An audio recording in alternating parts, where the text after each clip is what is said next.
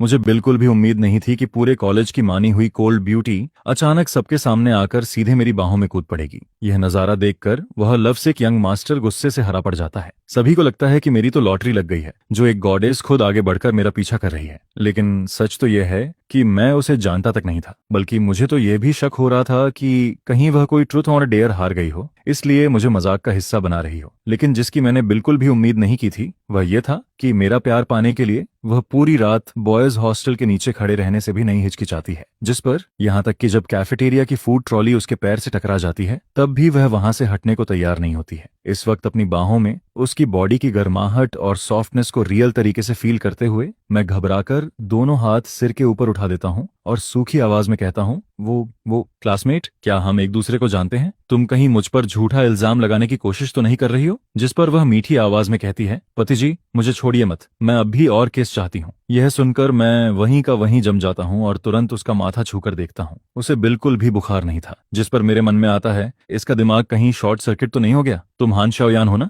लेकिन वह कोई जवाब नहीं देती है, बल्कि पंजों के बल खड़ी होकर अपने गर्म और लाल होंठ मेरी तरफ बढ़ाने लगती है। उसके इस खुले हुए टेम्पटेशन का सामना करते हुए भी मैं किसी तरह अपना होश संभाले रखता हूँ। क्या यह वही कोल्ड गॉडेस है जो हमेशा सबसे दूरी बनाकर रखती है? मैं अपनी हथेली उसके माथे पर रखकर उसे रोकता हूँ, लेकिन वह सिर तिरछा करके क्यूट तरीके से नखरे करने लगती है, जिसे देखकर मैं बाहर से परेशान जरूर होता हूँ, लेकिन अंदर ही अंदर खुश भी हो रहा होता हूँ। हम दोनों की सांसें बेहद करीब आकर आपस में मिलती रहती हैं और पूरे 5 सेकंड तक यही चलता रहता है। फिर मैं कहता हूँ, क्लासमेट जरा ध्यान से देखो तो सही, मैं आखिर हूँ कौन? जिस पर वह कुछ देर के लिए चौंक जाती है। इसके बाद उसके होंठों पर एक हल्की सी मुस्कान उभर आती है। उस मुस्कान की मार इतनी खतरनाक थी कि मुझे लगता है जैसे मेरे शरीर का हर हिस्सा फटने वाला है। और फिर जब मैं अभी भी उस मुस्कान में खोया हुआ होता हूँ तभी केवल 0.1 सेकंड के गैप में एक हल्की सी चू की आवाज सुनाई देती है, जिस पर मुझे पंख से भी हल्का लेकिन बेहद साफ एहसास होता है, क्योंकि उसने मेरे गाल पर किस कर दिया था। मैं पूरी तरह फ्रीज हो जाता हूँ। ऐसा लगता है जैसे मेरे शरीर का सारा खून उसी जगह पर जमा हो गया हो जहां उसने किस किया था। यह नजारा देखकर आसपास से गुजर रहे स्टूडेंट्स की आंखें लगभग बाहर निकलने लगती हैं। मैं सपना तो नहीं देख रहा हूं ना? और भीड़ के बीच मौजूद किन शेंग, जो मेरा कट्टर दुश्मन होने के साथ साथ हान शाओयान का सबसे बड़ा एडमायर भी था, यह सब देखकर हाथ में पकड़ा फूलों का गुलदस्ता जमीन पर फेंक देता है। जांगची, हरामखोर! यह कहते ही वह पागल बैल की तरह भीड़ चीर कर मेरी तरफ दौड़ पड़ता है। उसका मुक्का हवा को चीरता हुआ सीधे मेरे चेहरे की तरफ आता है, जिस पर मैं बस हल्का सा साइड हटता हूँ, एक हाथ उठाता हूँ और आराम से एक कदम आगे बढ़ता हूँ। उसकी पूरी ताकत तुरंत दूसरी तरफ निकल जाती है और फिर वह खुद लड़खड़ा कर लगभग गिर पड़ता है, जिससे उसकी पूरी इज्जत मिट्टी में मिल जाती है। खुद को संभालने के बाद वह कांपती उंगली से मेरी नाक की तरफ इशारा करते हुए चिल्लाता है, तूने मुझ पर हाथ उठाने की हिम्मत कैसे की? तू आखिर है कौन? जिस पर आसपास तुरंत सन्नाटा छा जाता है और सभी की नजरें मेरी तरफ टिक जाती हैं। मैं बिना उसकी तरफ देखे ठंडे स्वर में कहता हूँ, स्पष्ट रूप से हान शाओयान खुद मेरे पास आई थी। यहाँ मौजूद सभी स्टूडेंट्स इसके गवाह हैं। फिर भी तुम झूठ को सच और सच को झूठ साबित करने की कोशिश कर रहे हो। यह सुनकर किन शेंग पूरी तरह निरुत्तर हो जाता है। उसका सीना गुस्से से भर जाता है, चेहरा लाल पड़ जाता है, लेकिन उसके मुंह से एक शब्द भी नहीं निकलता। उसी समय एक गोरा और नाजुक हाथ धीरे से मेरी शर्ट खींचता है, जिस पर अगले ही पल पिघले हुए शहद जैसी मीठी आवाज सुनाई देती है, पति जी। यह सुनते ही किन शेंग के चेहरे पर भयानक अंधेरा छा जाता है। फिर वह एक कदम आगे बढ़कर हान शाओयान की कलाई पकड़ने की कोशिश करता है। शाओयान, होश में आओ, क्या इसने तुम्हें कोई दवा दी है? मेरे साथ चलो, मैं तुम्हें मेडिकल रूम ले चलता हूँ। जिस पर हान शाओयान ऐसे पीछे हटती है जैसे उसने कोई गंदी चीज छू ली हो। मुझे हाथ मत लगाओ। और फिर वह उसका हाथ झटक देती है। अगले ही सेकंड वह पूरा शरीर मेरे साथ चिपका लेती है। और तुम यहाँ से दफा हो जाओ, मुझे सिर्फ मेरे पति चाहिए, मुझे सिर्फ मेरे पति चाहिए। सबके सामने इस हालत में अब सफाई देना भी बेकार था। जितनी देर रुकता उतनी ही मुसीबत बढ़ती। जिस पर मैं गहरी सांस लेता हूँ और इस बड़े से ह्यूमन पेंडेंट को, जो मुझसे चिपक चुका था, आधा खींचते और आधा संभालते हुए आगे बढ़ने लगता हूँ। भीड़ खुद रास्ता छोड़ देती है और मैं धीरे धीरे गर्ल्स हॉस्टल की तरफ बढ़ता रहता हूँ। पीछे खड़ा किन शेंग हमें जाते हुए देखकर गुस्से से दहाड़ उठता है। हान शाओयान, तुम पागल हो गई हो, तुम्हें पता भी है तुम क्या कर रही हो। कल सुबह तक इंतजार करो। जिसके जवाब में किसी और स्टूडेंट की आवाज आती है, कल सुबह तक इंतजार करने की जरूरत नहीं है। आज रात ही कॉलेज फोरम और सभी ग्रुप चैट्स फट पड़ेंगे। कोल्ड गॉडेस वाली तुम्हारी रेपुटेशन रेपुटेशन पूरी तरह खत्म हो जाएगी। उसकी आवाज में गुस्सा, बेबसी और हल्की सी घबराहट साफ सुनाई देती है, लेकिन मेरी बाहों में मौजूद यह लड़की बिल्कुल भी परवाह नहीं करती। वह अपने गर्म चेहरे को मेरी बाह से रगड़ती रहती है और पीछे उठ रहे तूफान को पूरी तरह इग्नोर कर देती है। इसके बाद मैं बेबस चेहरे के साथ गर्ल्स हॉस्टल की सीढ़ियों पर बैठा होता हूँ और मेरे बगल में हान शाओयान अब भी मेरी बाह को कसकर पकड़े रहती है, जैसे वह वहीं चिपक गई हो। आसपास से गुजरने वाली लड़कियां बार बार मुड़कर हमें देखने लगती हैं और आपस में बातें करती रहती हैं। मैं अपनी बाह छुड़ाने की कोशिश करता हूँ, लेकिन वह और ज्यादा कसकर पकड़ लेती है। फिर मैं कहता हूँ, हान शाओयान, तुम्हारा फोन कहाँ है? अपनी रूममेट को बुलाओ ताकि वह तुम्हें ले जाए। जिस पर वह पलकें झपकाती है और बड़ी आज्ञाकारी तरह अपना फोन निकालकर मुझे दे देती है, लेकिन फोन हाथ में लेते ही पता चलता है कि उसकी बैटरी पूरी तरह खत्म हो चुकी है और वह बंद पड़ा है। अब कोई रास्ता नहीं बचता, इसलिए मैं अपना फोन निकालकर किसी क्लासमेट से मदद मांगने की सोचता हूँ। लेकिन जैसे ही मैं फोन अनलॉक करने वाला होता हूँ, हान शाओयान अचानक मेरे कंधे पर सिर रख देती है और धीरे से एक नंबर बोलती है, 50510। यह सुनकर मैं सन्न रह जाता हूँ। तुम्हें मेरे फोन का पासवर्ड कैसे पता है? क्योंकि यह मेरा बर्थडे था और मैंने ये बात कभी किसी क्लासमेट को नहीं बताई थी। एक अजनबी द्वारा मेरा सीक्रेट जान लेने का एहसास मेरे पूरे सिर को सुन्न कर देता है और फिर जब मैं यह याद करने की कोशिश कर रहा होता हूँ कि आखिर मैंने यह जानकारी कब लीक की होगी, तभी बगल से एक जानी पहचानी और गंभीर आवाज सुनाई देती है, जियांगची, हान शाओयान, इतनी रात को तुम दोनों यहाँ क्या कर रहे हो? ये मेरी एकेडमिक एडवाइजर थी और साथ ही हान शाओयान की मेजर लेक्चरर भी, जिस पर मैं घबराकर खड़ा हो जाता हूँ।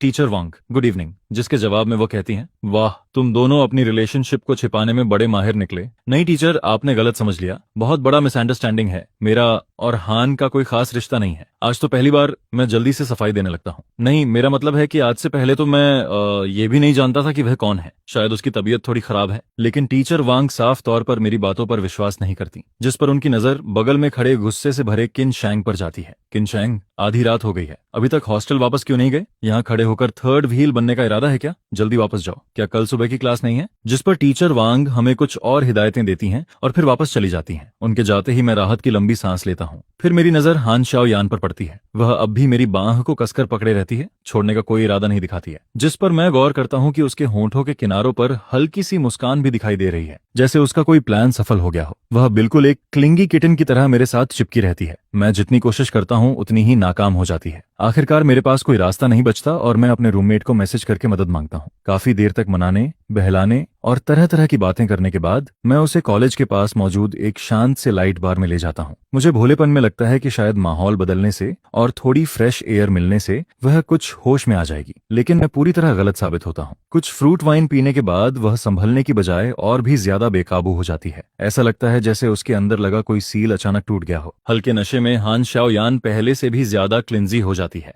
वह मेरी बाह को ऐसे पकड़ लेती है जैसे वह उसकी पर्सनल प्रॉपर्टी हो और बार बार सिर्फ एक ही बात दोहराती रहती है, घर चलो पति जी, मुझे घर ले चलो। इस वक्त रात भी काफी हो चुकी थी। मैं चाहे जितना भी सोचूं, उसे इस हालत में अकेला छोड़कर नहीं जा सकता था। जिस पर मैं उसकी बताई हुई डायरेक्शन के हिसाब से उसे उसके किराए के अपार्टमेंट तक छोड़ने का फैसला करता हूँ। रास्ते भर वह मेरा हाथ पकड़े रहती है, पति जी मत जाइए, आज रात यहीं रुक जाइए ना। जिस पर अचानक मुझे एहसास होता है कि उसके चेहरे की लाली सिर्फ शराब की वजह से नहीं है। मैं हाथ बढ़ाकर उसका माथा चेक करता हूँ और अगले ही पल चौंक जाता हूँ। उसका शरीर डराने वाली हद तक गर्म था। उसे बुखार हो गया था। मैं धीरे से आह भरता हूँ। लगता है आज रात यहाँ से जाना नामुमकिन है। इसके बाद मैं पूरा कमरा छान मारता हूँ। बड़ी मुश्किल से फीवर मेडिसिन ढूंढता हूँ, फिर तौलिया भिगोकर बार बार उसके माथे पर रखता रहता हूँ। वह बुखार में आधी बेहोशी की हालत में होती है, लेकिन फिर भी मेरा हाथ कसकर पकड़े रहती है। उसकी उंगलियां बर्फ जैसी ठंडी होती हैं और उसके होंठों से बार बार टूटी फूटी बातें निकलती रहती हैं, पति जी मत जाइए। इसी तरह जूझते जूझते आधी रात गुजर जाती है। आखिरकार उसका बुखार थोड़ा कम होने लगता है और फिर वह धीरे धीरे गहरी नींद में चली जाती है। मैं उसके बेड के पास फर्श पर बैठा रहता हूँ और उसके सोए हुए चेहरे को देखता रहता हूँ। मेरा मन बेहद उलझा हुआ था। आज रात जो कुछ हुआ था वह किसी सपने से कम नहीं था। मैं अपनी अकड़ी हुई गर्दन घुमाता हूँ और उठकर जाने लगता हूँ, लेकिन तभी मेरी नजर बेड साइड टेबल पर रखे एक फोटो फ्रेम पर पड़ती है। वह जानबूझकर उल्टा करके रखा गया था। मेरी क्यूरियोसिटी जाग जाती है, जिस पर मैं धीरे से उसे पलट देता हूँ। फोटो के अंदर एक पुरानी तस्वीर थी। हाई स्कूल कैंपस की धूप के नीचे स्कूल यूनिफॉर्म पहने एक लड़का एक लड़की को अपनी बाहों में ले खड़ा था। उस लड़की की पोनीटेल बंधी हुई थी और उसके चेहरे पर चमकती हुई मुस्कान थी। वह लड़की कोई और नहीं बल्कि टीनेज हान शाओयान थी। जिस पर मुझे अचानक एहसास होता है कि उसके दिल में पहले से ही कोई था, कोई ऐसा इंसान जो उसके अतीत में रहता था। तो फिर आज रात जो कुछ हुआ, उसकी यह अचानक नजदीकी, उसका बार बार मुझे पतिजी कहना, ये सब आखिर किसके लिए था? क्या यह सिर्फ मेरी किस्मत थी कि मैं उस वक्त उसके सामने मौजूद था, या फिर क्या वह मुझे देखकर उस फोटो वाले लड़के को याद कर रही थी? ये सोचकर मैं खुद पर हल्का सा हंस देता हूँ और चुपचाप वहां से निकलने की तैयारी करता हूँ। लेकिन जैसे ही मैं मुड़ता हूँ, ट्रिंग ट्रिंग, अचानक फोन की तेज घंटी पूरे कमरे में गूंज उठती है। फोन मेरे रूममेट का था, ताकि लोग फिक्र न करें मैं कॉल उठा लेता हूँ। लेकिन दूसरी तरफ से लड़कियों की जोरदार चीख पुकार सुनाई देती है। हेलो हान श्याओयान, तू कहाँ है? फोन बंद है, मैसेजेस का रिप्लाई नहीं दे रही, तू तो फेमस हो गई है, पूरा कॉलेज फट पड़ा है, फोरम पर हर जगह तेरे और उस मिस्टीरियस बॉय के वीडियोस घूम रहे हैं। यह सुनते ही मेरी सांस अटक जाती है, हथेलियों में ठंडा पसीना आ जाता है, जिस पर दूसरी तरफ से फिर आवाज आती है, अरे कुछ बोलो तो, क्या अभी भी रोमांस चल रहा है, इसलिए हम लोगों को टाइम नहीं दे रही क्या? मैं घबरा जाता हूँ, मुझे यह बात साफ करनी ही होगी। अगर ये सब उस फोटो वाले लड़के तक पहुंच गया तो न जाने कैसी गलतफहमियां पैदा हो जाएंगी। जिस पर मैं जल्दी से आवाज धीमी करके कहता हूँ, नहीं नहीं, आप लोग गलत समझ रही हैं, मैं उसका बॉयफ्रेंड नहीं हूँ, मैं बस उसका क्लासमेट हूँ। हान श्याओयान ने ज्यादा पी ली थी, ऊपर से उसे फीवर भी था, मैं सिर्फ उसे घर छोड़ने आया हूँ। लेकिन मेरी उम्मीद के उलट दूसरी तरफ न कोई शक होता है न कोई गुस्सा। अगले ही पल वहां जोरदार खुशी की चीखें गूंज उठती हैं। भाई साहब, आप तो हमारे सगे भाई निकले। मैं हैरान होकर कहता हूँ, क्या मतलब? जिस पर वे हंसते हुए कहती हैं, हमारी मैडम तो 10,000 साल पुराने आयरन ट्री जैसी थी, और आखिरकार आपके कारण उनमें फूल खिल गया। हम इस दिन का इंतजार करते करते बूढ़ी हो गई थी। मैं जल्दी से समझाने की कोशिश करता हूँ, नहीं, आप लोग सच में गलत समझ रही हैं, मैं उसका बॉयफ्रेंड नहीं हूँ। आज रात जो हुआ वह सिर्फ एक एक्सीडेंट था। जिस पर अचानक दूसरी तरफ सन्नाटा छा जाता है। मैं राहत की सांस लेने ही वाला था कि तभी वे सब एक साथ पूछ बैठती हैं, तो क्या तुम उसके हायर्ड मेल नैनी हो? क्या? मेल नैनी नहीं हूं मैं उसी कॉलेज का स्टूडेंट हूँ, जियांगची, मैकेनिकल इंजीनियरिंग डिपार्टमेंट। लेकिन उनकी बातें रुकती ही नहीं। जियांगची, गर्ल्स हॉस्टल के सामने हान श्याओयान को किस करने वाला मिस्टीरियस बॉय तुम ही थे ना? मैं झल्लाकर कहता हूँ, तो क्या हुआ, इससे क्या साबित होता है? जिस पर वे सब एक साथ बोल पड़ती हैं, सब कुछ साबित हो जाता है। हान श्याओयान ने सबके सामने तुम्हें पति कहा था, इससे बड़ा प्रूफ क्या चाहिए? भाई, अब एक्टिंग बंद करो, पूरा हमारा डॉर्मेट्री तुम्हारे सपोर्ट में है, वह बीमार है, आज रात तुम्हें वहीं रुककर उसकी देखभाल करनी होगी। उन लड़कियों की अजीब लॉजिक से बहस करना नामुमकिन था, जिस पर मैं सीधा फोन काट देता हूँ। फिर कॉलेज फोरम खोलता हूँ। सर्च पेज पर एक के बाद एक वीडियोस दिखाई देने लगते हैं, बाहर से लेकर गर्ल्स हॉस्टल तक के हर सीन की रिकॉर्डिंग्स, हर एंगल से शूट किए गए वीडियोस। कोल्ड ब्यूटी सबके सामने मिस्टीरियस बॉय की बाहों में कूदी। पति जी, मुझे छोड़कर मत जाइए। कोल्ड गॉडेस की इमेज पूरी तरह टूट गई। असल में यह एक super sweet reverse pursued love story निकली। इन वीडियोस की वजह से हम दोनों पूरे कॉलेज में चर्चा का विषय बन चुके थे। हर कोई यह जानना चाहता था कि आखिर वह कौन है जिसे आइस क्वीन जैसी हान श्याओ यान पागलों की तरह चेस कर रही है और पति कहकर बुला रही है। पूरा अपार्टमेंट शांत था, सिर्फ हान श्याओ यान की स्टेडी ब्रीदिंग सुनाई दे रही थी, जिस पर मेरा ध्यान फिर उस फोटो की तरफ चला जाता है। उस तस्वीर में मौजूद वह मुस्कुराता हुआ लड़का आखिर कौन था? यही सोचते सोचते रात गुजर जाती है। सुबह होने से ठीक पहले मैं लिविंग रूम के सोफा पर थोड़ी देर के लिए झपकी ले लेता हूँ, लेकिन अचानक बेडरूम से आई एक तेज चीख मुझे जगा देती है। मैं घबराकर दौड़ता हुआ अंदर पहुंचता हूँ। आधी नींद में ही कहता हूँ, हाँ बड़ी मैडम, सुबह सुबह सिंगिंग प्रैक्टिस चल रही है क्या? लेकिन बात पूरी होने से पहले ही मेरी नजर कमरे के अंदर पड़ती है और मैं वहीं जम जाता हूँ। फर्श पर कपड़े बिखरे पड़े थे, फटे हुए स्टॉकिंग्स इधर उधर दिखाई दे रहे थे। पूरा कमरा ऐसा लग रहा था जैसे किसी हस्की डॉग ने रात भर यहाँ तबाही मचाई हो। मेरा दिमाग पूरी तरह खाली हो जाता है। कल रात मैंने सच में सिर्फ उसे दवा खिलाई थी, उसका पसीना साफ किया था और उसे कंबल ओढ़ाया था। इसके अलावा मैंने कोई भी हद पार करने वाली हरकत नहीं की थी। तो फिर फर्श पर पड़ा यह सारा बिखरा हुआ सामान आखिर है क्या? इससे पहले कि कोई मुझे फूल तोड़ने वाला चोर समझ ले, मैं तुरंत वहां से बिजली की रफ्तार से भागने का फैसला करता हूँ। रुको! हान श्याओ यान की आवाज बर्फीले तीर की तरह मेरी पीठ में चुभ जाती है, जिस पर मेरा पूरा शरीर अकड़ जाता है और मैं धीरे से पीछे मुड़ता हूँ। अगले ही पल उसकी गर्म सांस मेरे चेहरे से टकराती है। वो मेरी माँ ने फोन किया था, मुझे घर जाकर कपड़े समेटने हैं। भागने की कोशिश कर रहे हो? नहीं नहीं, बैठकर आराम से बात करते हैं। आराम से बात करें। हान श्याओ यान अपनी भौहें उठाती है। मेरे कपड़े इस हालत में पहुंच गए हैं और अब तुम जिम्मेदारी से भागना चाहते हो? अब तो पूरे इंटरनेट को पता चल गया है कि तुम मेरे पति हो। सारा फायदा उठाने के बाद अब भाग जाओगे? यह सुनकर मैं लगभग बेहोश होने वाला हो जाता हूँ। फायदा किस बात का? ज्यादा से ज्यादा मैं तो रात भर का अनपेड केयर टेकर ही था, जिस पर वह हल्का सा मुस्कुराती है। सच में? जरूरत पड़े तो मैं तुम्हें सारी डिटेल्स याद दिला सकती हूँ। यह सुनकर मैं तुरंत हथियार डाल देता हूँ। ठीक है, तो बताओ तुम चाहती क्या हो? लेकिन जैसे ही वह सिर झुकाकर तौलिया ठीक करने लगती है, मैं उस 0.1 सेकंड के मौके का फायदा उठाता हूँ। एक कदम पीछे हटता हूँ, फिर बिजली की तरह मुड़ता हूँ और दरवाजे की तरफ फिसलते हुए निकल जाता हूँ। अगले ही पल दरवाजा खोलकर सीधे बाहर भाग जाता हूँ। मैं ठंडे दरवाजे से पीठ टिकाकर लगातार सांसें आंखों लेने लगता हूँ। तभी अंदर से हान श्याओ यान की हंसी भरी आवाज सुनाई देती है, पतिजी मुझे भूल मत जाना। जिस पर मेरे दिल में एक अजीब सा एहसास पैदा होता है। ऐसा लगता है जैसे किसी के द्वारा इस तरह पकड़े जाना थोड़ा एडिक्टिव होता है। लेकिन अगले ही पल मेरे दिमाग में वह उल्टा रखा हुआ फोटो फ्रेम आ जाता है और अभी जो गर्माहट पैदा हुई थी उसका आधा हिस्सा तुरंत ठंडा पड़ जाता है। हान श्याओ यान का यह अचानक बदल जाना, उसकी यह नजदीकी, ये सब आखिर मेरे लिए था या सिर्फ इसलिए क्योंकि मेरा चेहरा किसी हद तक उस लड़के से मिलता था जो उस फोटो में मौजूद था? ये सवाल मेरे दिमाग में घूमता रहता है। इसके बाद मैं अपने हॉस्टल लौट आता हूँ। अभी मैं मुश्किल से बिस्तर पर बैठा ही था कि फोन पर एक फ्रेंड रिक्वेस्ट दिखाई देती है। नाम था हान श्याओ यान। मैं रिक्वेस्ट एक्सेप्ट करता हूँ और उसी सेकंड उसका मैसेज आ जाता है, जियांगची तुम सच में बड़े बेवफा निकले। भागने में तो ओलंपिक चैंपियन हो। मैं स्क्रीन को घूरता रहता हूँ, कई बार टाइप करता हूँ फिर डिलीट कर देता हूँ। आखिरकार मैं लिखता हूँ, कल रात स्पेशल सिचुएशन थी। वह सिर्फ ह्यूमैनिटेरियन मेडिकल रेस्क्यू था, उसमें कोई दूसरा मतलब नहीं था। मैसेज भेजते ही रिप्लाई आ जाता है, मेडिकल रेस्क्यू? ऐसा मेडिकल रेस्क्यू जो कॉलेज फोरम के हॉट सेक्शन में ट्रेंड कर रहा है। अब हर कोई मुझसे पूछ रहा है कि मेरा हस्बैंड कहाँ है। इस पूरे मेस को साफ करने का क्या प्लान है तुम्हारा? सिर्फ टेक्स्ट पढ़कर ही मैं इमेजिन कर सकता था कि इस वक्त वह दांत पीस रही होगी और उसकी खूबसूरत आंखों में आग जल रही होगी। जिस पर अगला मैसेज आता है, मैं तुम्हें 2 ऑप्शंस देती हूँ, खुद चुन लो। पहला, अच्छे बच्चे की तरह ऑनऑफिशियली मेरे बॉयफ्रेंड बन जाओ और जिम्मेदारी उठाओ। दूसरा, खुद कोई तरीका निकालो और पूरे कॉलेज की मेमोरी डिलीट कर दो, सिर्फ एक बटन दबाकर। यह पढ़कर मुझे भी गुस्सा आ जाता है। आखिर यह इल्जाम भी तो मेरे ऊपर आसमान से गिरा था। जिस पर मैं तेजी से टाइपिंग करने लगता हूँ, हान श्याओ यान, जो काम मैंने नहीं किया उसकी जिम्मेदारी नहीं लूंगा। मैं तुरंत एक लंबा क्लेरिफिकेशन पोस्ट लिखूंगा, लेकिन अगले ही पल उसका जवाब आ जाता है, सच में मेरी रूममेट्स अब तुम्हें जीजाजी बुलाने लगी हैं। दिन में 3 बार तुम्हारा हाल पूछती हैं। क्या तुम्हें नहीं लगता है वे तुम्हारी क्लेरिफिकेशन मान लेंगी? यह सुनकर मैं कुछ पल के लिए चुप हो जाता हूँ, लेकिन मेरा जिद्दी स्वभाव भी जाग जाता है। तो फिर मैं उनसे फेस टू फेस बात करूंगा। दुनिया में कुछ लोग तो समझदार होंगे। जिस पर हान श्याओ यान जवाब देती है, ठीक है, सैटरडे आफ्टरनून, सिटी नॉर्थ का हैप्पी फार्म। मैंने सबको बुला लिया है, तुम खुद आकर क्लैरिफिकेशन दे देना, मैं इंतजार करूंगी। अब यह साफ था, ये हॉन्गमैन बैंक्वेट चाहे जो हो, मुझे जाना ही पड़ेगा। सैटरडे आफ्टरनून में शहीद होने वाले सैनिक जैसी फीलिंग लेकर हॉस्टल से नीचे उतरता हूँ, लेकिन गेट तक पहुंचते ही मेरी नजर एक शख्स पर पड़ती है और मैं वहीं रुक जाता हूँ। उसका चेहरा पहले से थोड़ा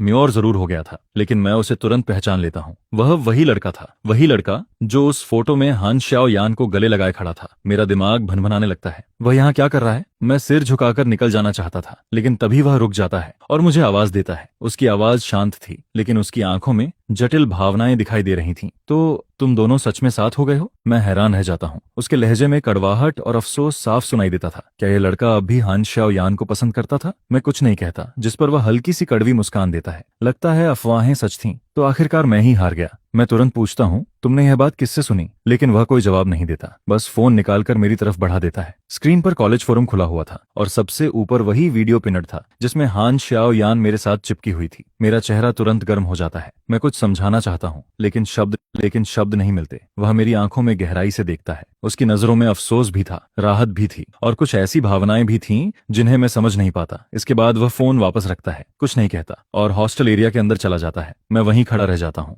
लेकिन अब मेरे दिमाग में एक नई बात घूम रही थी। अगर वह लड़का भी हान श्याओ यान के दिल का इंसान नहीं था, तो फिर आखिर वह मुझे लेकर इतनी अलग क्यों थी? इस सवाल का जवाब मुझे कहीं नहीं मिल रहा था। हैप्पी फार्म जाते समय रास्ते में मेरी मुलाकात चू जियांग ली से हो जाती है। जियांगची, बाहर जा रहे हो? हाँ, थोड़ा काम है। सुना है तुम लोग हैप्पी फार्म जा रहे हो, मैं भी वहाँ पेंटिंग इंस्पिरेशन लेने जा रही हूँ, चलो साथ चलते हैं। मैं कुछ देर हिचकिचाता हूँ। आखिर मैं वहाँ मिसअंडरस्टैंडिंग क्लियर करने जा रहा था। किसी आउटसाइडर को साथ ले जाना अजीब लग रहा था। जिस पर वह मुस्कुराकर पूछती है, क्या हुआ, कन्वीनियंट नहीं है या किसी स्पेशल पर्सन से मिलने जा रहे हो? उसकी सीधी और साफ नजर देखकर मुझे लगता है कि शायद मैं ज्यादा सोच रहा था। नहीं, ऐसा कुछ नहीं, बस एक नॉर्मल गैदरिंग है। अगर जाना है तो साथ चलो, जगह काफी बड़ी है। इसके बाद हम हैप्पी फार्म पहुंच जाते हैं, लेकिन वहां पहुंचकर पता चलता है कि हान श्याओ यान अभी तक नहीं आई थी और पता नहीं क्यों मेरे दिल में हल्की सी निराशा पैदा हो जाती है। कुछ देर बाद हान श्याओ यान भी पहुंच जाती है। आज उसने एक साधारण सी सफेद ड्रेस पहनी हुई थी, हाथ में चेरीज की टोकरी थी और वह आराम से हमारी तरफ चली आ रही थी, जिस पर आसपास मौजूद लड़कियां तुरंत शोर मचाने लगती हैं।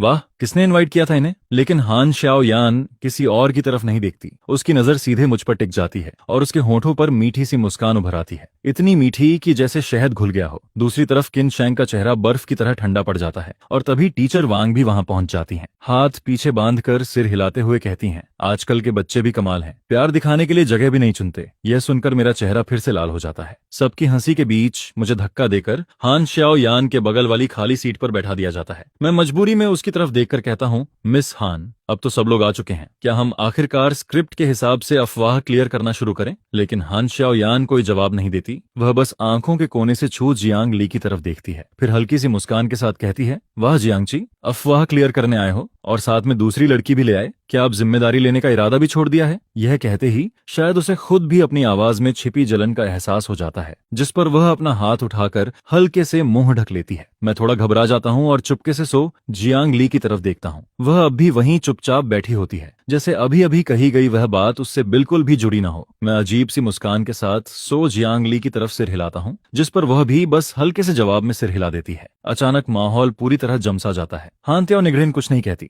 वह लाल चेहरी धोती है और साफ दिखाई देता है कि उसका हाथ उन्हें मेरी तरफ बढ़ा रहा है। लेकिन जैसे ही उसकी नजर सो जांग ली पर पड़ती है, वह अचानक दिशा बदलकर उन्हें अपनी रूममेट के हाथ में पकड़ा देती है। मैं असहज होकर मुस्कुराता हूँ और हान त्याओ निगरेन के सामने थोड़ा झुककर कहता हूँ, तो मैं सच में बता देता हूँ हमारे रिश्ते के बारे में साफ साफ। जिस पर वह बेपरवाही से कहती है, तुम्हारी मर्जी। मैं तुरंत बोल पड़ता हूँ, सब लोग मुझे 2 मिनट दीजिए, मुझे एक जरूरी बात अनाउंस करनी है। यह सुनते ही कोई चिल्लाता है, अरे ये तो सीधे कन्फेशन करने वाला है। जिस पर मैं घबराकर कहता हूँ, रुको, बिल्कुल भी ऐसा नहीं है। फिर मैं जल्दी से समझाता हूँ, मैं और हान तिएनगिन उस तरह के रिलेशन में नहीं है जैसा आप सब सोच रहे हो। लेकिन मेरी बात खत्म होने से पहले ही कोई और बोल पड़ता है, वाह, सीधे जीजा जी का प्रमोशन हो गया। जीजा जी, आप हान त्याओ नियन को छोड़ना मत। यह सुनकर मेरा सिर दर्द करने लगता है। मैं हान त्याओ नियन की तरफ देखता हूँ और उधर उसका हाल ही अलग होता है। वह सिर झुकाए बैठी होती है, कंधे लगातार कांप रहे होते हैं और हंसी रोकते रोकते उसका चेहरा लाल हो चुका होता है। यह आखिर क्लेरिफिकेशन कहाँ से हो रहा था? यह तो पूरी डिजास्टर बन चुका था। मैं चिढ़कर उसे घूरता हूँ, जिस पर वह सिर उठाती है और अचानक उसका चेहरा पूरी तरह खिल उठता है। वह हाथ से अपना मुंह ढकती है, आंखें चमक रही होती हैं और वह मुझे देख रही होती है। उसकी मुस्कान शरारती भी होती है और बेहद प्यारी भी, जिसे देखकर मेरा दिल एक पल के लिए धड़कना भूल जाता है। और ठीक उसी पल मेरे पैरों के नीचे की मिट्टी अचानक धंस जाती है। मैं हैरानी से चिल्लाता हूँ और आगे की तरफ गिर पड़ता हूँ। घबराहट में मेरा हाथ हवा में लहराता है और बिना संभले मेरे होंठ हान तिएन के गाल को छू जाते हैं। उसका गाल नरम और हल्का ठंडा होता है, जैसे कोई करंट पूरे शरीर में दौड़ गया हो। हान तिएनगिन तुरंत जमसी जाती है, उसकी आंखें गोल हो जाती हैं और चेहरा गर्दन तक लाल पड़ जाता है। तभी अचानक एक तेज आवाज पूरे माहौल को चीर देती है, रुको, जियांगची हान तिएनगिन का बॉयफ्रेंड नहीं है। पूरा मैदान एकदम शांत हो जाता है। सभी लोग हैरानी से उस लड़की की तरफ देखने लगते हैं। मैं साफ महसूस कर सकता था कि मेरे बगल में खड़ी हान त्याओ नियन के आसपास का तापमान एक पल में फ्रीजिंग पॉइंट तक गिर गया था। और फिर वह लड़की बोलती है, क्योंकि जियांगची मेरा बॉयफ्रेंड है। मेरे दिमाग में जैसे धमाका हो जाता है, सब कुछ खाली पड़ जाता है। चारों तरफ दम घोंट देने वाली खामोशी छा जाती है। हान तिएनगिन अचानक सिर उठाकर जियांग जी की तरफ देखती है, क्या वह सच में तुम्हारी गर्लफ्रेंड है? जिस पर वह लड़की तुरंत जवाब देती है, बिल्कुल, मैं ही जियांगची की गर्लफ्रेंड हूँ। इतना कहकर वह मेरा हाथ कसकर पकड़ लेती है और लगभग मुझे बाहर की तरफ खींच ले जाती है। मैं आधा घसीटा हुआ उसके साथ चल पड़ता हूँ और जल्दी से पीछे मुड़कर देखता हूँ। वहाँ हान त्याओ नियन अब भी उसी जगह खड़ी होती है। उसका चेहरा बिल्कुल सफेद पड़ चुका होता है और उसकी नजर लगातार हमारी पीठ पर टिकी रहती है। जब तक हम कैंपस की पेड़ों से घिरी सड़क तक पहुंचते हैं, तब जाकर सो जियांग ली मेरा हाथ छोड़ती है। वह सिर झुकाए अपने जूते से सूखे पत्ते कुरेद रही होती है, फिर धीमी आवाज में कहती है, सॉरी, अभी मैं थोड़ा ज्यादा इंपल्सिव हो गई थी। मैं काफी देर तक चुप रहता हूँ।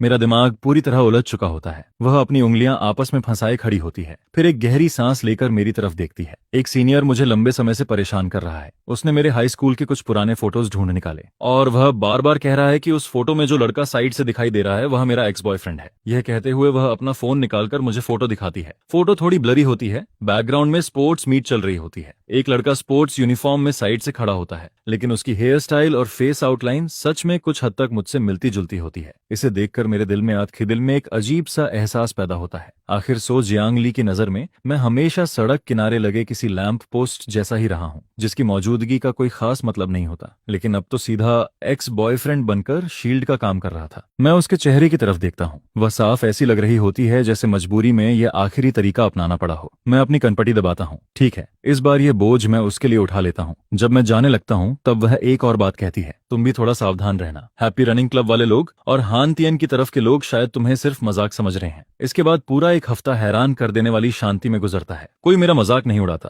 कोई ताना नहीं मारता और हान तिएन भी पूरी तरह मेरी नजरों से गायब हो जाती है। सोशल मीडिया भी बिल्कुल शांत रहता है। मैं लगभग मान चुका होता हूँ कि सारी परेशानी खत्म हो गई। लेकिन क्लास शुरू होने से पहले मेरी मुलाकात एक बार फिर हान तिएनगिन से हो जाती है। वह कुछ क्लासमेट्स के साथ किसी बात पर चर्चा कर रही होती है। शायद उसने मुझे देखा भी नहीं होता, लेकिन मैं लगातार उसे देखता रहता हूँ। यहाँ तक कि सो जियांग ली भी आखिर बोल पड़ती है, अरे तुम्हारी तो आत्मा ही उड़ गई है क्या? सामने जाकर ऑटोग्राफ भी ले आओ। यह सुनकर मैं अचानक होश में आता हूँ। मेरा चेहरा गर्म हो जाता है और दिल ऐसे धड़क रहा होता है जैसे उसके अंदर कोई खरगोश उछल रहा हो। बड़ी मुश्किल से छुट्टी का समय आता है। मैं टीचिंग बिल्डिंग के कॉरिडोर में चल रहा होता हूँ। तभी अचानक मेरी पीठ पर वजन महसूस होता है। दो पतली लेकिन मजबूत बाहें मेरी कमर को कसकर पकड़ लेती हैं। अगले ही पल एक बेहद परिचित खुशबू मेरी नाक तक पहुंचती है। यह हान तिएनगिन होती है। मेरे दिमाग में फिर से धमाका हो जाता है। सारा खून सीधे सिर की तरफ दौड़ पड़ता है। मैं मुश्किल से पीछे मुड़ता हूँ और देखता हूँ कि हान तिएनगिन का शिकायतों से भरा चेहरा मेरे बिल्कुल पास होता है। वह नाक सुड़कती है और दयनीय आवाज में कहती है, पति। मैं वहीं पत्थर बन जाता हूँ। हैंतियन, तुम क्या कर रही हो? छोड़ो मुझे। कौन पति?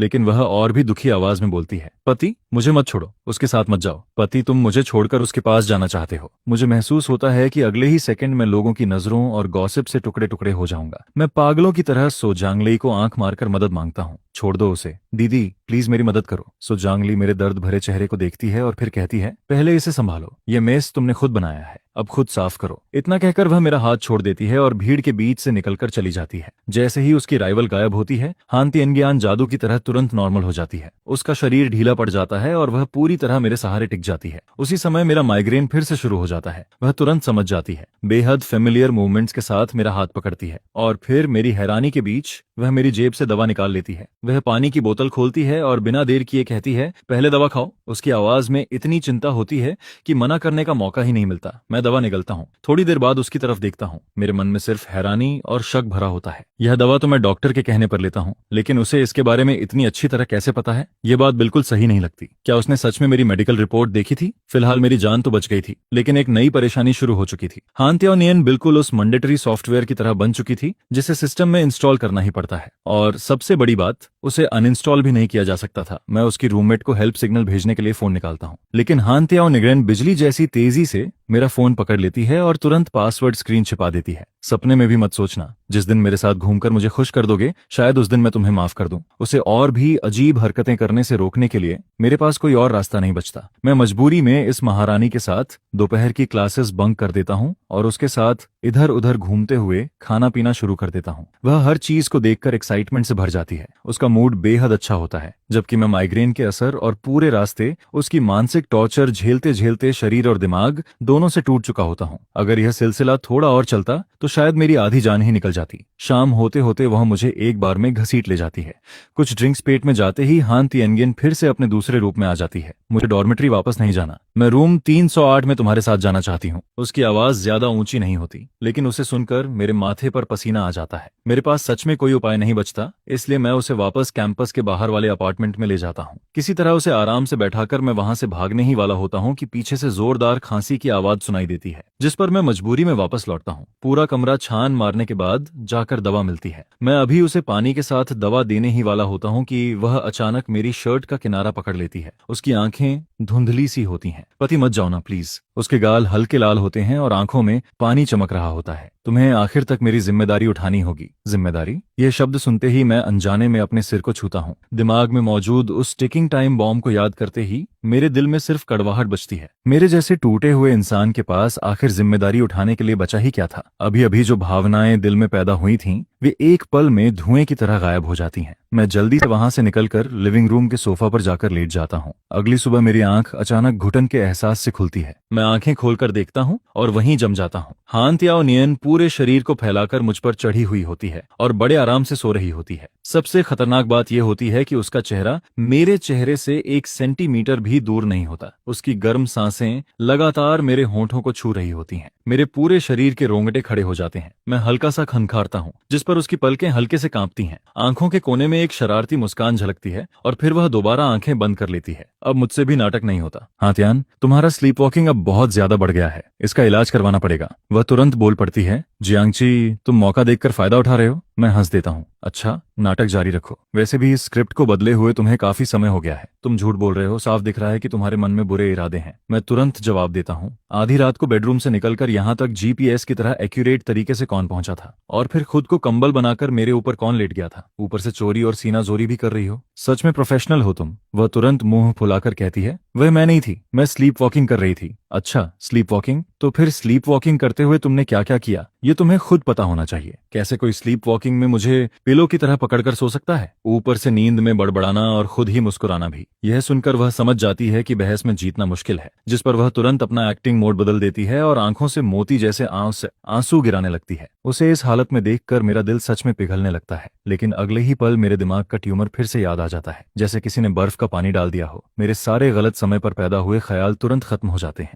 मैं खुद को सख्त बनाता हूँ, उसे धीरे से हटाता हूँ और बिना पीछे देखे वहां से निकल जाता हूँ। पीछे से उसकी भरी हुई आवाज सुनाई देती है, जियांगची, तुम बहुत बुरे इंसान हो। लेकिन मैं फिर भी पीछे मुड़कर नहीं देखता और सीधे अपार्टमेंट से बाहर निकल जाता हूँ। अगली सुबह मैं जानबूझकर जल्दी उठता हूँ और डॉर्मेट्री से निकल जाता हूँ। इतने दिनों तक लगातार उसके पीछे पड़े रहने की आदत पड़ चुकी थी। अब यह शांति उल्टा मुझे खालीपन का एहसास देने लगती है। लेकिन उसी दिन दोपहर में जैसे ही मैं अपनी सावधानी थोड़ी कम करता हूँ, वह जानी पहचानी परछाई फिर से दिखाई देती है। दूर से ही उसकी फेमिलियर खुशबू हवा में तैरती हुई मेरे पास पहुंच जाती है। हमारी नजरें मिलती हैं। माहौल ऐसा लगता है जैसे हवा में बिजली चमक रही हो। मैं कुछ समझ पाऊं उससे पहले ही वह तेजी से दौड़कर सीधे मेरी बाहों में आ गिरती है। पति, क्या कल तुम मुझसे नाराज हो गए थे, इसलिए मुझे छोड़कर भाग गए थे? मैं मन ही मन सोचता हूँ कि अगर सच में शिकायत भी होती तो क्या मैं बोल पाता? नहीं, ऐसी कोई बात नहीं है, ज्यादा मत सोचो। मुंह से मैं ऐसा कहता हूँ, लेकिन शरीर उसे दूर धकेलने की कोशिश कर रहा होता है। दिक्कत बस इतनी होती है कि मैं उसे हिला तक नहीं पाता। आसपास के स्टूडेंट्स एक साथ हमारी तरफ देखने लगते हैं। कई लोगों के फोन की स्क्रीन चुपचाप चमक रही होती है। मुझे पूरा यकीन हो जाता है कि कल कॉलेज फोरम की पिंड पोस्ट यही होने वाली है, जियांगची और हान तिएन के रहस्यमयी रिश्ते का खुलासा। दिन दहाड़े इस तरह चिपकने का मतलब आखिर क्या था? जितने ज्यादा लोग देखने लगते हैं, हान तिएन उतना ही कसकर मेरी कमर पकड़ लेती है, यहाँ तक कि अपना सिर भी मेरी छाती में छुपा लेती है। तभी अचानक उसकी कुछ बेस्ट फ्रेंड्स वहां से गुजरती दिखाई देती हैं। हमारी नजरें मिलती हैं। उनकी आंखों में साफ शरारत दिखाई देती है, लेकिन वे जानबूझकर अनजान बनने लगती हैं। मैं लगभग रोते हुए कहता हूँ, मेरी प्यारी बहनों, इसे यहाँ से ले जाओ, मैं तुम सबको बारबेक्यू खिलाऊंगा। वे एक दूसरे को देखकर मुस्कुराती हैं। अरे वाह, आज तो हवा बहुत तेज चल रही है, आंख में कुछ चला गया है, कुछ दिखाई ही नहीं दे रहा। मैं लगभग चीख पड़ता हूँ, किसी डूबते हुए इंसान को यूं मत छोड़ो, इसे ले जाओ। लेकिन वे हंसते हुए जवाब देती हैं, नहीं नहीं, हमें लाइब्रेरी जाना है, हम थर्ड व्हील नहीं बनना चाहते। अब मैं पूरी तरह हार मान लेता हूँ। दिल राख की तरह ठंडा पड़ चुका होता है। जाते जाते वे पीछे मुड़कर एक और तीर चला देती हैं। ब्रोदर जियांग, आरहान तियाओ निगढ़ेन तुम्हारे भरोसे है, उसका अच्छे से ख्याल रखना। मैं पूरी तरह स्पीलेस हो जाता हूँ। फिर नीचे देखता हूँ, मेरी बाहों में मौजूद लड़की सिर उठाकर मुझे देख रही होती है। उसकी बड़ी बड़ी आंखें चमक रही होती हैं। चेहरे पर ऐसी विजयी मुस्कान होती है जैसे सब कुछ उसकी प्लानिंग के मुताबिक हुआ हो। अभी कुछ मिनट पहले वाली बेचारी लड़की का नामो निशान भी नहीं बचा होता और फिर शुरू हो जाती है एक और दोपहर। हान तिएनगिन मुझे जबरदस्ती पूरे शहर में घुमाती रहती है। रात तक मैं थककर बुरी हालत में पहुंच जाता हूँ। आखिरकार हम दोनों वापस अपार्टमेंट लौटते हैं। मैं मरे हुए कुत्ते की तरह सोफा पर गिर पड़ता हूँ। फिर गंभीर आवाज में उसे वार्निंग देता हूँ, आज रात ठीक से बेड पर सोना। अगर फिर आधी रात को स्लीप वॉकिंग करके यहाँ आई या कोई नया ड्रामा किया तो फिर मुझसे बुरा कोई नहीं होगा। मेरी आवाज सुनकर वह सच में डर जाती है। वह होंठ फुलाकर बिल्कुल किसी सताई हुई छोटी पत्नी जैसी लग रही होती है। धीरे धीरे कदम बढ़ाती है। हर 3 कदम बाद पीछे मुड़कर मुझे देखती है। आखिर बेडरूम तक पहुंचती है, कंबल ओढ़ती है और सिर्फ अपनी चमकती आंखें बाहर छोड़ देती है। उसे इस तरह देखकर मेरे दिल में अजीब सी भावनाएं उठती हैं। मैं सोफा पर लेट जाता हूँ और यूं ही कॉफी टेबल पर रखा हान तिएनगियान का आईपैड उठा लेता हूँ। सोचता हूँ थोड़ा गेम खेलकर मन हल्का कर लूं, लेकिन जैसे ही स्क्रीन अनलॉक होती है मैं पूरी तरह सुन्न रह जाता हूँ। ऐसा लगता है जैसे बिजली सीधे मेरे सिर पर गिर गई हो। सांस लेना तक भूल जाता हूँ। गैलरी ऐप एक फोटो एल्बम पर खुली होती है। एल्बम के अंदर सैकड़ों फोटोज भरे होते हैं और उन सभी फोटोज में हान तियाओ नियन एक आदमी के साथ बेहद करीब दिखाई देती है। लेकिन सबसे बड़ा झटका उस आदमी का चेहरा होता है। उसकी आंखें, उसकी भौहें, नाक, होंठ, सब कुछ ऐसा लगता है जैसे वही चेहरा मेरे चेहरे की कॉपी हो। नहीं, सिर्फ मिलता जुलता नहीं, लगभग बिल्कुल एक जैसा। लेकिन हिसाब लगाऊं तो हान तिएनगियन से मेरी मुलाकात हुए अभी कुछ ही दिन हुए थे। जबकि इन फोटोज के बैकग्राउंड और मौसमों के बदलाव को देखकर साफ पता चलता था कि ये कई सालों की तस्वीरें थीं।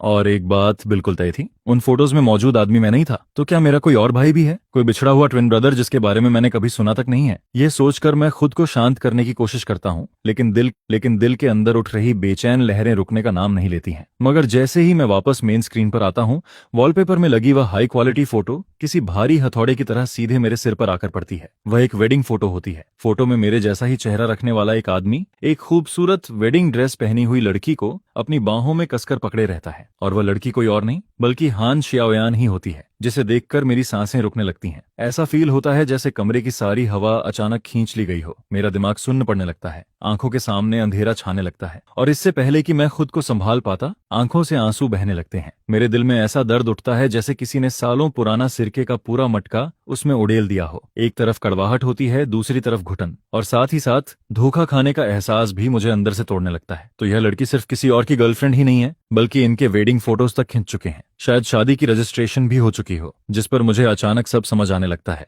आखिर वह मेरे साथ इतनी क्लोज क्यों हो रही थी, इतनी स्पेशल क्यों थी, इतनी एग्रेसिव होकर मेरे करीब क्यों आ रही थी? क्योंकि मैं उसका पहला चॉइस कभी था ही नहीं। मैं तो बस उसके असली बॉयफ्रेंड का सब्स्टिट्यूट था, एक ऐसा इंसान जिसका चेहरा उसके बॉयफ्रेंड से मिलता था, जिस पर मेरा दिल किसी कांच के टुकड़े की तरह जमीन पर गिरकर बिखर जाता है। मैं झटके से सोफा से उठता हूँ, अपने चेहरे को पोंछता हूँ जो न जाने कब आंसुओं से भीग चुका था, फिर बिना पीछे देखे कमरे से बाहर निकल जाता हूँ। पीछे से हान श्याओयान की हैरान और घबराई हुई आवाज सुनाई देती है, जियांगची। लेकिन मैं एक बार भी मुड़कर नहीं देखता। उस दिन के बाद हान श्याओयान काफी देर तक मेरे डॉर्मेट्री से नहीं जाती है। वह मुझे बार बार कॉल करती है, लगातार मैसेजेस भेजती है, लेकिन मैं उनमें से किसी का भी जवाब नहीं देता। मैं बिस्तर पर सिर पकड़कर लेटा रहता हूँ, फिर भी नीचे से उसकी तेज आवाज साफ सुनाई देती है, जियांगची, तुम कछुए की तरह छिपे क्यों बैठे हो? नीचे आओ। नीचे काफी लोग तमाशा देखने के लिए इकट्ठा हो जाते हैं, लेकिन वह अब अपनी कैंपस ब्यूटी वाली इमेज की बिल्कुल परवाह नहीं करती है, बस लगातार चिल्लाती रहती है। जिस पर मैं कंबल के अंदर दुबका हुआ सोचता रहता हूँ कि उसे मेरे चेहरे से प्यार है, मेरी सोल से नहीं। अगर उसे मेरे अंदर के इंसान से प्यार होता तो वह मुझे किसी और का सब्स्टिट्यूट कभी नहीं बनाती। इसलिए चाहे वह गला फाड़कर कितनी भी आवाज लगाए, मैं अपनी जगह से हिलता तक नहीं हूँ। आखिरकार डॉर्मेटरी वार्डन जबरदस्ती लाइट्स ऑफ करवा देती है, जिसके बाद नीचे का शोर धीरे धीरे शांत हो जाता है, मगर मेरा दिमाग पूरी तरह उलझा रहता है। मैं पूरी रात जागता रहता हूँ। सुबह होने तक एक पल भी नींद नहीं आती। तभी मेरा पेट भूख से विरोध करना शुरू कर देता है, जिस पर मैं सोचता हूँ कि पहले कैंटीन जाकर 2 मीट बंस खा लेता हूँ। लेकिन जैसे ही मैं नीचे पहुंचता हूँ, मेन गेट के पास एक जानी पहचानी फिगर दिखाई देती है, हान श्याओयान। वह सच में पूरी रात यहीं बैठी रहती है। इस समय उसके बाल बुरी तरह बिखरे हुए होते हैं, मेकअप भी पूरी तरह फैल चुका होता है। जैसे ही वह सिर उठाकर मुझे देखती है, उसकी आंखों में थकान और खालीपन साफ नजर आता है। वह धीरे से पुकारती है, जियांगची। लेकिन मेरे अंदर का गुस्सा अभी भी खत्म नहीं हुआ होता। मैं नजरें फेर लेता हूँ और दूसरी तरफ से निकलने की कोशिश करता हूँ, मगर वह बिजली की तरह तेजी से उठती है, लगभग हाथ पैरों के सहारे जमीन से खड़ी होती है, लड़खड़ाती है और अगले ही पल मेरे रास्ते में आकर खड़ी हो जाती है। मैं दांत भींचकर कहता हूँ, हान श्याओयान, क्या मुझे बेवकूफ बनाकर तुम्हें बहुत मजा आया? अगर तुम्हें अपने भाई यूएंग के पास जाना है तो जाओ, मैं किसी का सब्स्टिट्यूट नहीं बनना चाहता। हम ब्रेकअप करते हैं। जिस पर वह तुरंत सिर हिलाती है, नहीं, तुम नहीं जा सकते। मैं ठंडी आवाज में कहता हूँ, क्या तुम्हें लगता है कि मैं मरने वाला हूँ? अगर मैं मर भी गया तो तुम्हें कोई जिम्मेदारी नहीं उठानी पड़ेगी। यह सुनकर उसका पूरा शरीर जैसे फ्रीज हो जाता है, उसकी आंखें फैल जाती हैं, उनमें दर्द और बेबसी साफ दिखाई देती है। जिस पर मैं उसके जवाब देने से पहले ही मुड़कर वहां से चला जाता हूँ। मुझे लगता है कि अब शायद वह मेरा पीछा छोड़ देगी, लेकिन मैं गलत साबित होता हूँ। हान श्याओयान हर दिन बॉयज डॉर्मेटरी के नीचे आकर खड़ी रहती है। वह मुझे इतना परेशान कर देती है कि आखिरकार मुझे कैंपस के बाहर शिफ्ट होना पड़ता है, चाहे उसके कॉल्स हों या उसके रूममेट्स के। मैं किसी का भी जवाब नहीं देता। फिर एक दिन स्कूल फोरम पर एक वीडियो दिखाई देता है। टाइटल होता है, कैंपस ब्यूटी हान श्याओयान जियांगची का इंतजार करते हुए इलेक्ट्रिक स्कूटर से टकराई। यह देखकर मैं घबरा जाता हूँ और तुरंत उसकी रूममेट को कॉल करता हूँ, जिस पर वह गुस्से से कहती है, हान श्याओयान आज हॉस्पिटल में है और इसकी वजह तुम हो। फिर वह बताती है कि उस रात हान श्याओयान को पता ही नहीं था कि मैं कैंपस छोड़ चुका हूँ, इसलिए वह पूरी रात बॉयज डॉर्मेटरी के नीचे मेरा इंतजार करती रहती है। सुबह ठंड लगने पर जब वह वापस लौट रही होती है, तभी कैंटीन की डिलीवरी स्कूटर उससे टकरा जाती है। यह सुनकर मेरे अंदर अपराध बोध भर जाता है। लेकिन जब मैं हॉस्पिटल के वार्ड के बाहर पहुंचता हूं, तो मेरे कदम अचानक रुक जाते हैं। खिड़की से अंदर देखने पर पता चलता है कि उसके आसपास बहुत सारे लोग खड़े रहते हैं। उसका चेहरा पहले से कहीं ज्यादा पीला दिखाई देता है, जैसे कुछ ही दिनों में वह कई साल बूढ़ी हो गई हो। जिस पर मेरे अंदर वार्ड का दरवाजा खोलने की हिम्मत नहीं बचती है। अपना मन शांत करने के लिए वीकेंड पर मैं घर लौट जाता हूँ। घर में हल्की धूल जमी हुई होती है। पूरा घर पहले की तरह जाना पहचाना होने के बावजूद बेहद ठंडा और सूना लगता है। मेरी नजर दीवार पर टंगी मॉम और डैड की फोटो पर जाकर टिक जाती है। उनकी जवान मुस्कान हमेशा के लिए उसी तस्वीर में कैद रहती है, जिस पर मेरे अंदर दबा हुआ दर्द आखिरकार फूट पड़ता है। मैं दीवार के सहारे धीरे धीरे नीचे फिसल जाता हूँ और जमीन पर बैठकर बिना आवाज के रोने लगता हूँ। पुरानी यादें बाढ़ की तरह लौटने लगती हैं। जब मैं सिर्फ 6 साल का था, तब एक प्लेन क्रैश मेरे माता पिता को मुझसे छीन लेता है। वे मेरे लिए कुछ पैसे छोड़ गए थे, लेकिन परिवार का प्यार कभी वापस नहीं छोड़ पाए। और जियांगची नाम ही वह आखिरी चीज होती है जो मुझे अकेलेपन के खिलाफ लड़ते हुए आज तक जिंदा रखती है। न जाने कितनी देर रोने के बाद मैं खुद को संभालता हूँ। फिर फोटो में मुस्कुरा रहे मॉम और डैड को देखकर धीमी आवाज में कहता हूँ, मॉम डैड, चिंता मत करो, शायद मैं भी जल्द ही आप दोनों के पास आ जाऊंगा। जैसे ही ये शब्द निकलते हैं, मेरे सिर का दर्द फिर से बढ़ने लगता है, मानो कोई बुरी खबर पहले से मेरा इंतजार कर रही हो। तभी अचानक फोन रिंग होने लगता है। कॉल डॉक्टर झांग की होती है। वह पूछते हैं, जियांगची, आज फिर तुम अकेले आए हो? मैं हल्की हंसी के साथ कहता हूँ, मैं हमेशा से अकेला ही था। जिस पर डॉक्टर झांग कुछ देर चुप रहते हैं, फिर कहते हैं, तुम्हारे ब्रेन ट्यूमर ने अब ब्रेन नर्व्स पर गंभीर दबाव डालना शुरू कर दिया है। बीमारी तेजी से बिगड़ रही है। लेकिन एक बात समझ नहीं आती, तुम हान शियाओयान को भी भूल गए हो क्या? यह सुनते ही मेरा दिमाग पूरी तरह खाली हो जाता है। मैं हैरानी से पूछता हूँ, कौन? डॉक्टर झांग भी चौंक जाते हैं। तुम्हें हान शियाओयान याद नहीं है? वह हमेशा तुम्हारे साथ ट्रीटमेंट के दौरान रहती थी। तुम्हारी बीमारी को सबसे ज्यादा वही समझती थी। उसी समय डॉक्टर ली, जो डॉक्टर झांग की असिस्टेंट होती है, जल्दी से कमरे में आती है। मुझे देखते ही वह भी हैरान रह जाती है। फिर वह तुरंत पूछती है, हान शियाओयान कहाँ है? क्या वह तुम्हारे साथ नहीं आई? जिस पर वह आगे कहती है, यूनिवर्सिटी में एडमिशन से पहले जब भी तुम चेकअप के लिए आते थे, हान शियाओयान हमेशा तुम्हारे साथ रहती थी। तुम्हारी मेडिसिन का हर रिएक्शन उसे याद रहता था। यहाँ तक कि तुम्हारी डेली हैबिट्स भी उसे तुमसे ज्यादा पता थीं। मैं उसे कैसे भूल सकता हूँ? डॉक्टर झांग और डॉक्टर ली की बातें मेरे बिखरे हुए दिमाग में टूटे हुए टुकड़ों की तरह टकराने लगती हैं। आखिर हान शियाओयान को मेरे फोन का पासवर्ड कैसे पता था, जो मैंने कभी किसी को नहीं बताया था? उसे यह कैसे पता था कि मेरी इमरजेंसी मेडिसिन किस पॉकेट में रखी रहती है, कौन सी दवा कितनी लेनी है? यह भी वह हमेशा सिचुएशन के हिसाब से सही सही बता देती थी। और वह हर वक्त मेरे पीछे पीछे क्यों घूमती रहती थी, जैसे कोई ग्लू हो जो मुझसे अलग ही नहीं होना चाहती थी। और फिर वे वेडिंग फोटोज भी। उस फोटो में मौजूद आदमी का चेहरा बिल्कुल मेरे जैसा था, जिस पर मेरे दिमाग में एक पागलपन भरा ख्याल जन्म लेता है। लेकिन धीरे धीरे वही ख्याल सच जैसा लगने लगता है। डर और उम्मीद दोनों एक साथ मेरे अंदर उमड़ पड़ते हैं। आंखों से आंसू बहने लगते हैं और मेरी नजर धुंधली हो जाती है। क्या उन फोटोज में मौजूद इंसान मैं ही था? लेकिन अगर वह मैं था, तो मुझे कुछ भी क्यों याद नहीं है? यादों की गहराई में मुझे सचमुच एक धुंधली सी फिगर दिखाई देती है, हान शियाओयान। वह मुस्कुराते हुए मेरा नाम पुकारती है, मगर उसके और मेरे बीच जैसे घना कोहरा फैला हुआ रहता है। मैं चाहे जितनी कोशिश करूं, उसका चेहरा साफ नहीं देख पाता, जिस पर मेरे सिर में भयानक दर्द शुरू हो जाता है। आंखों के सामने सब कुछ धुंधला होने लगता है। रोशनी और अंधेरा बार बार बदलने लगते हैं। डॉक्टर झांग और डॉक्टर ली की घबराई हुई आवाजें मेरे कानों में गूंजती रहती हैं। लेकिन अगले ही पल मेरी चेतना पूरी तरह खत्म हो जाती है। एक ऑपरेशन पूरे एक दिन और एक रात तक चलता है। बेहोशी के दौरान मुझे कई जानी पहचानी आवाजें सुनाई देती हैं, कुछ पास से, कुछ बहुत दूर से। वे सब चिंता से भरी हुई होती हैं। आखिरकार मैं भारी पलकों को खोलने में सफल हो जाता हूँ। सबसे पहले मेरी नजर एक जोड़ी लाल और सूजी हुई आंखों पर पड़ती है। वे आंखें आंसुओं से भरी होती हैं और बिना पलक झपकाए मुझे देख रही होती हैं। वह हान शियाओयान होती है। वह मेरा हाथ कस कर पकड़े रहती है। उसका हाथ ठंडा होता है और हल्का कांप भी रहा होता है। तभी डॉक्टर ली खुश होते हुए अंदर आती हैं। उनके हाथ में नई स्कैन रिपोर्ट होती है। जियांगची, तुम जाग गए, बहुत अच्छा हुआ। ऑपरेशन पूरी तरह सक्सेसफुल रहा है। डॉक्टर झांग ने तो खास तुम्हारे लिए 1 साल विदेश में ट्रेनिंग ली थी, इसी सर्जरी की तैयारी के लिए। देखो, ट्यूमर पूरी तरह निकाल दिया गया है। जिस पर कमरे का दरवाजा फिर से खुलता है। डॉक्टर झांग थके हुए चेहरे के साथ अंदर आते हैं। हान शियाओयान तुरंत मेरा हाथ छोड़कर उनके पास जाती है और उनका हाथ पकड़ लेती है। डॉक्टर झांग, थैंक यू, आपका बहुत बहुत धन्यवाद। फिर वह घबराकर पूछती है, क्या जियांगची की मेमोरी वापस आ सकती है? डॉक्टर झांग हल्की मुस्कान के साथ कहते हैं, मैं डॉक्टर हूँ, ये मेरा फर्ज था। लेकिन इतने सालों में अगर किसी ने सबसे ज्यादा मेहनत की है, तो वह तुम हो शियाओयान। तुमने कभी जियांगची का साथ नहीं छोड़ा। उनकी बात खत्म होते ही ऐसा लगता है जैसे मेरे दिमाग पर लगा कोई सील टूट जाता है। मैं हान शियाओयान को देखता हूँ, जो आंसुओं से भीगी खड़ी रहती है। और तभी पता चलता है कि कमरे में न जाने कब से कितने लोग जमा हो चुके हैं। कुछ चेहरे परिचित लगते हैं, कुछ अजनबी।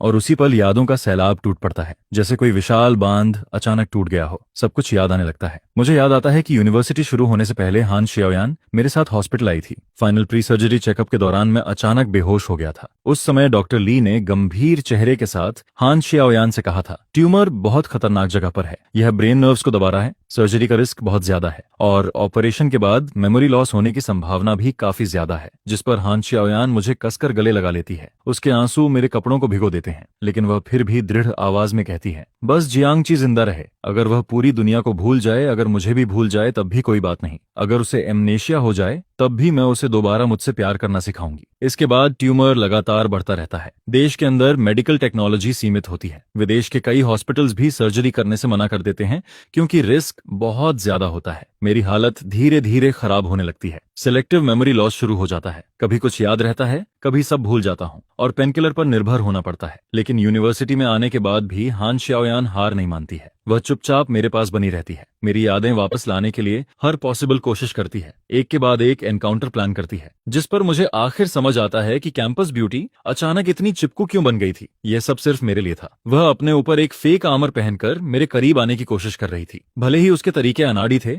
लेकिन उसकी जिद कभी खत्म नहीं होती थी। जिस पर मुझे यह भी समझ आता है कि उसके रूममेट्स मेरे रूममेट्स किनशैंग, यहाँ तक कि एकेडमिक एडवाइजर तक उन सभी सिचुएशंस में जानबूझकर शामिल होते थे। वे सब मिलकर हमारी मदद कर रहे थे। वे सभी एक ऐसी जाल बुन रहे थे जिसमें प्यार, उम्मीद और यादें भरी हुई थीं। हमारी पहली मुलाकात, किनशैंग के साथ मेरा कॉन्फ्लिक्ट, हैप्पी फार्म वाला इंसिडेंट, स्कूल कॉरिडोर की मुलाकात, यहाँ तक कि चूज यांगली भी, सब कुछ मेरी मेमोरी वापस लाने की योजना का हिस्सा था, जिस पर आखिर मुझे एहसास होता है कि जिस चीज को मैं सब्स्टिट्यूट लव समझता रहा, उसके पीछे सैकड़ों दिनों की मेहनत छिपी हुई थी। हर बार उम्मीद टूटने के बाद फिर से शुरुआत करने की हिम्मत छिपी हुई थी, और सबसे बढ़कर हान शाओयान का वह प्यार छिपा हुआ था जिसने अपनी सारी ताकत दांव पर लगा दी थी। तभी हान शाओयान की उत्साहित आवाज मुझे वर्तमान में वापस खींच लाती है। जियांगची, जियांगची। मेरी आंखों से आंसू लगातार बहने लगते हैं। उसके हाथ भीग जाते हैं जिन्हें वह अब तक मजबूती से पकड़े रहती है। मैं उसका हाथ वापस पकड़ लेता हूँ। शाओयान, मेरी आवाज कांपने लगती है। तुमने बहुत कष्ट सहा है, मुझे माफ कर दो। मैंने तुम्हें इतना इंतजार करवाया, तुम्हें इतने दुख दिए। यह सुनते ही हान शाओयान खुद को रोक नहीं पाती। वह रोते हुए मेरी बाहों में कूद पड़ती है। हम दोनों छोटे बच्चों की तरह एक दूसरे को पकड़कर रोने लगते हैं। सारे डर, सारी तकलीफें, इंतजार का दर्द और दोबारा एक दूसरे को पाने की खुशी, सब कुछ उन गर्म आंसुओं में घुल जाता है। वह मेरी छाती से लगकर सुबकते हुए कहती है, सब तुम्हारी गलती है। तुम्हारी वजह से मेरी कैंपस ब्यूटी वाली इमेज पूरी तरह खत्म हो गई। मैं तो किसी ग्लू की तरह तुम्हारे पीछे चिपकी घूमती रही। जिस पर मैं मुस्कुराकर कहता हूँ, ठीक है, सारी गलती मेरी है, मेरी प्यारी little glue miss.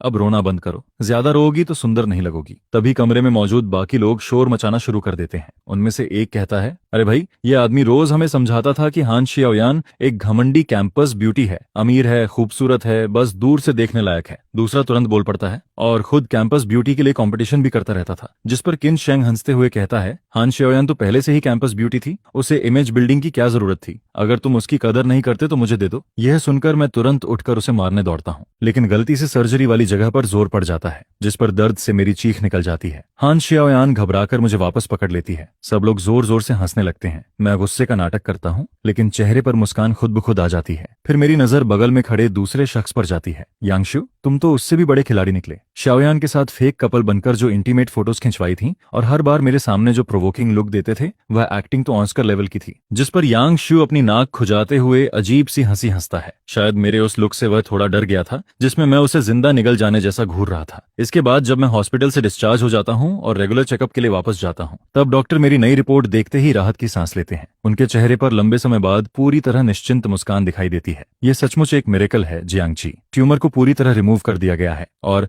Latest blood test के मुताबिक कैंसर मार्कर्स भी पूरी तरह नॉर्मल हो चुके हैं। तुम्हारी रिकवरी उम्मीद से कहीं ज्यादा अच्छी है। यह सुनकर हान शाओयान और मैं एक दूसरे का हाथ और कसकर पकड़ लेते हैं। हमारी उंगलियां आपस में मजबूती से जुड़ी रहती हैं, जिस पर वह मेरी तरफ मुड़कर देखती है। उसके चेहरे पर चमकती मुस्कान खिड़की के बाहर खिले फूलों से भी ज्यादा खूबसूरत लगती है। उसे देखते ही मेरा दिल तेजी से धड़कने लगता है। मैं उसकी कमर को अपनी बाहों में खींच लेता हूँ और झुककर उसके होंठों को चूम लेता हूँ। हम दोनों एक दूसरे में पूरी तरह खो जाते हैं, जैसे उन सभी खोए हुए दिनों की भरपाई करना चाहते हों, जैसे उन सभी बिछड़नों और दर्दों को मिटा देना चाहते हों जिनसे हम गुजर चुके थे। काफी देर बाद जब हम दोनों की सांसें तेज हो जाती हैं, तब जाकर बड़ी मुश्किल से एक दूसरे से अलग होते हैं। जिस पर हान शाओयान सिर उठाकर मुझे देखती है। उसकी आंखें तारों की तरह चमक रही होती हैं। फिर वह बेहद कोमल लेकिन दृढ़ आवाज में कहती है, जियांगची, चलो शादी कर लेते हैं। इसके बाद हम पहाड़ों पर बने एक मशहूर टॉयस्ट टेम्पल में जाते हैं। वहां के मास्टर से अपने नए जीवन की शुरुआत के लिए शुभ दिन चुनने की रिक्वेस्ट करते हैं। फिर मैं गिफ्ट्स लेकर हान शाओयान के पेरेंट्स से मिलने जाता हूँ। मेरे दिल में काफी घबराहट होती है।